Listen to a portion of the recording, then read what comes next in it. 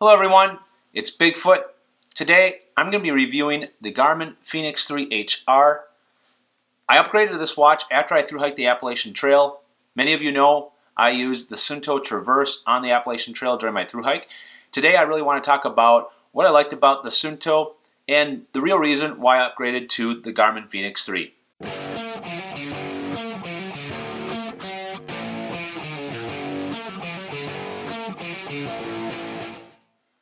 To get started, let's talk a little bit about the Suunto Traverse and what attracted me towards that watch in the beginning and why I switched to my Garmin Fenix 3. So the Traverse had a lot of great functionality. It was advertised as a great outdoor watch, and it had the functionality that I needed on the trail. So it had the ABC functionality, which is the altimeter, the barometer, and the compass. I use that quite often, especially the altimeter.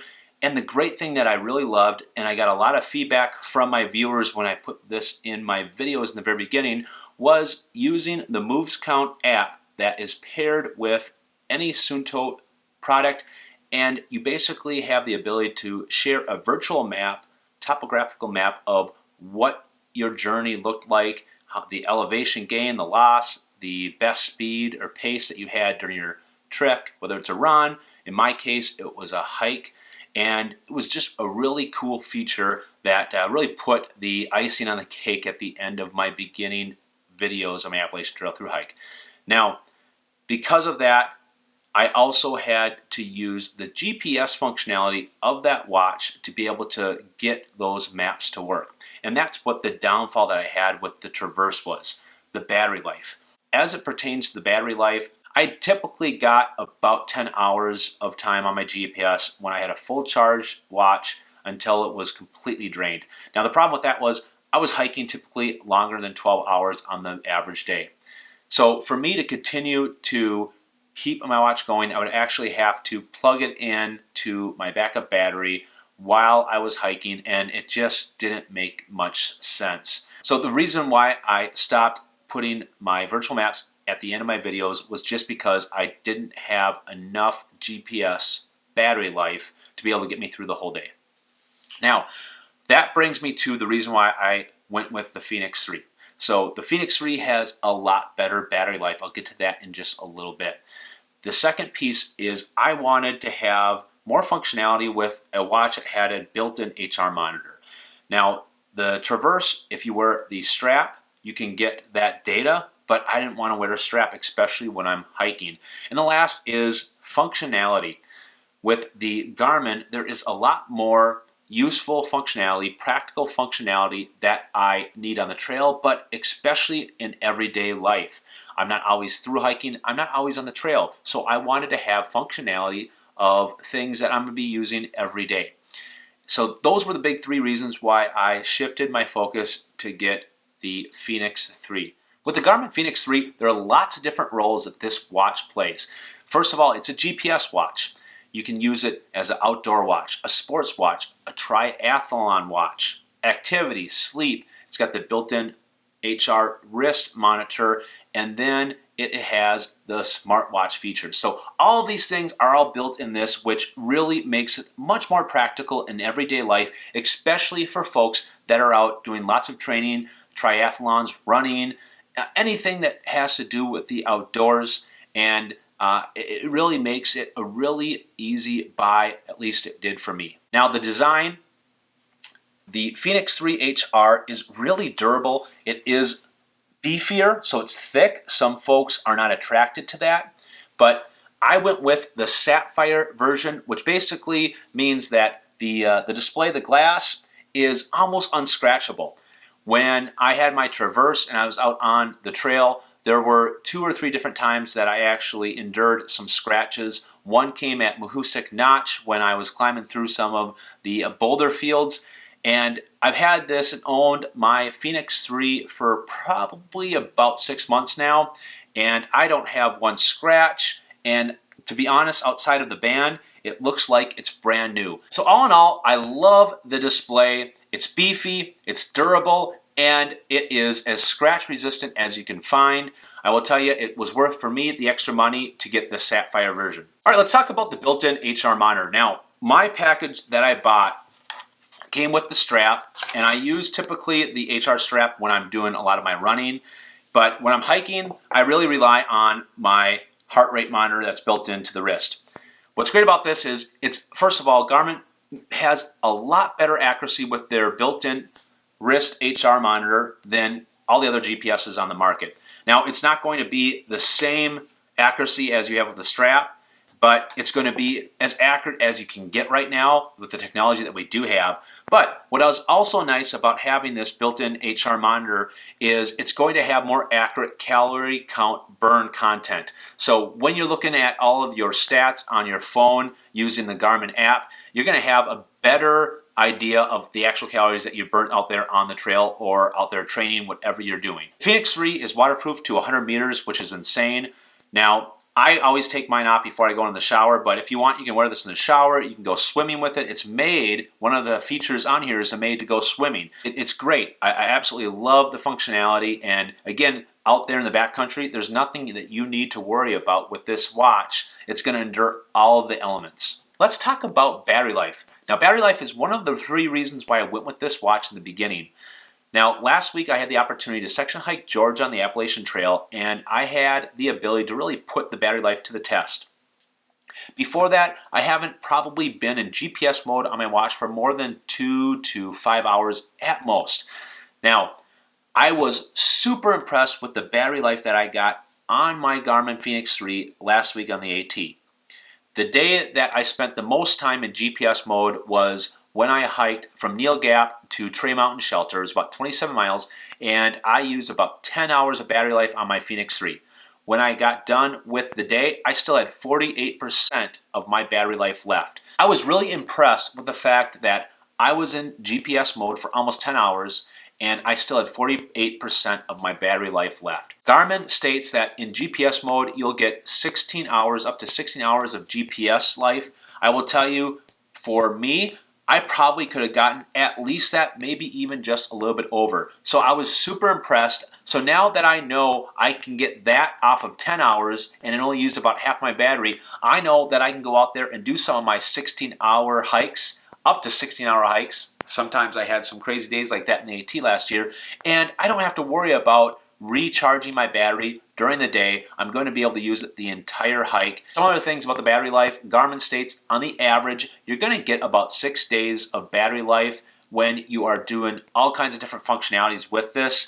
If you are just using it as a smartwatch and you're not working out and you're not having a lot of other things running on this watch, you can get up to 2 weeks.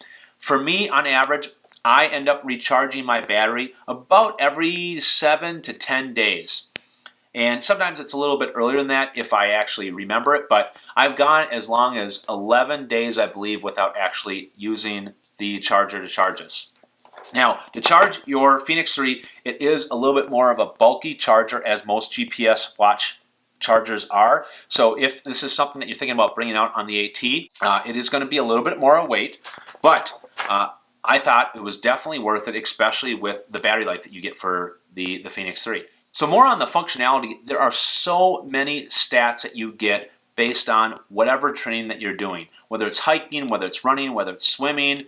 I mean, you can do so many things with this. Some of these things, just to name a few, obviously you got your normal things like most watches have, which is like pace, your speed, your elevation, gain, loss, but you also have cadence, you got stride length, you got VO2 max, they got a training effect down here. I mean, seriously, there are so many things that you can look and really find out about yourself, about your runs, about your hikes, that will really help you be able to train better based on some of those stats. So it's just crazy. I honestly have only experimented with very little of it, and I'm learning a lot with it. But this watch, I find that most triathletes are using the Fenixes because of all of those features. All right, well, let's talk about the smartwatch features of the Garmin 3. So there's lots of different things that we got going on here. I will tell you that I owned an Apple iWatch before this, actually before my Traverse. And when I compared the iWatch to this, there were so many features in the iWatch I just really never used. All the things that you really need in a smartwatch, at least for myself, I have on here. And with all the functionality that I've already talked about, it made it a really easy purchase for me. So first of all, it's got the sleep tracker, which is starting to become the standard now with a lot of the activity watches. It's got the built-in GPS, which again is the reason why I swayed this way with the Garmin 3. You got notifications, you have phone alerts, you have the ability to be able to see who's calling you, you want to answer it or decline. You have music controls, weather, and calendar. So many different options, and really, again, the biggest things that you probably need in a smartwatch, these have. All right, well, that wraps up the review of the Fenix 3, but I do want to talk about the Fenix 5. So Garmin is coming out with the Fenix 5, and they're already starting to hit the market, and I want to talk about what I see as the big differences between the 5 and the 3.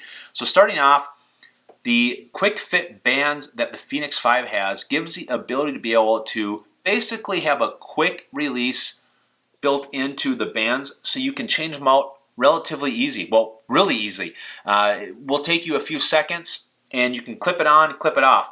With the Fenix 3, you actually have to have some tools, and you can take off the band. It probably takes a few minutes though, and can be a little bit cumbersome if you like to change out your bands. I really don't care, so for me, it's not a big deal. Battery life.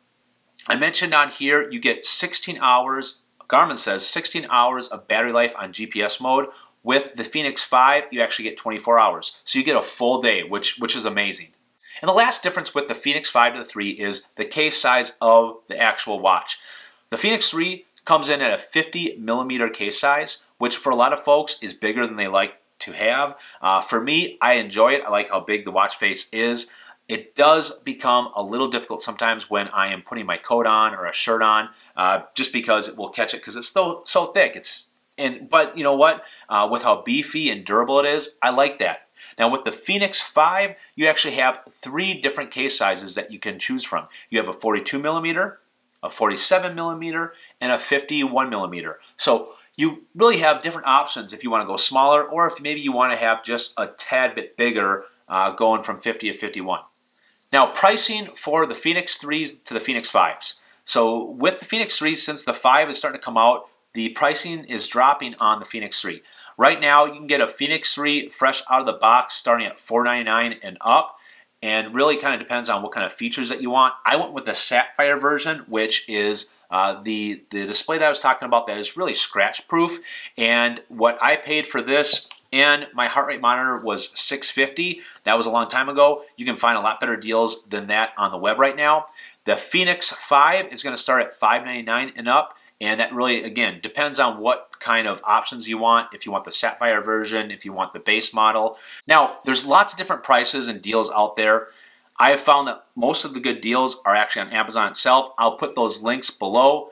And if you can't find a better deal, would appreciate if you go through my links. I'll get a small commission on that. But I will tell you that if you are looking to spend a little less on this, but you love the Fenix watches, there are refurbished watches that you can buy through Amazon from Garmin that are almost half, or actually more than half off. And I will tell you, sometimes the refurbished watches, they're the same. You're not even going to notice the difference between a refurbished watch and a brand new watch. So if you don't, it's a good way to save a few $100s. So again, I'll put those in the details below. All right, everyone, that wraps up my video of my review of my Garmin 3. I absolutely love this watch, and I will tell you, it's something I'm going to be owning for quite a long time. I really haven't had a watch that has had this much functionality, that is this durable, and that has the battery life. I mean, I will tell you, it is a favorite of mine, and I'm really bought into the Garmin Fenix series. Now, I talked a lot about this watch, but I know that there's probably a lot of things that I didn't talk about. If there are some features out there that you guys use on your Fenix, please put those in the comments below. I would love to hear them. I'll probably learn some things myself. And for those of you that are using different watches, I would love to hear from some of my subscribers what other watches that they really prefer, what they love out there in the backcountry, or if it's just doing your training out there, whether it's running, swimming, or maybe if you're a triathlete. Would love to hear from you guys. So that wraps up my video. Thank you so much. Please subscribe to my channel if you haven't already, and I will be back soon. See you guys next time, and remember to always follow Bigfoot.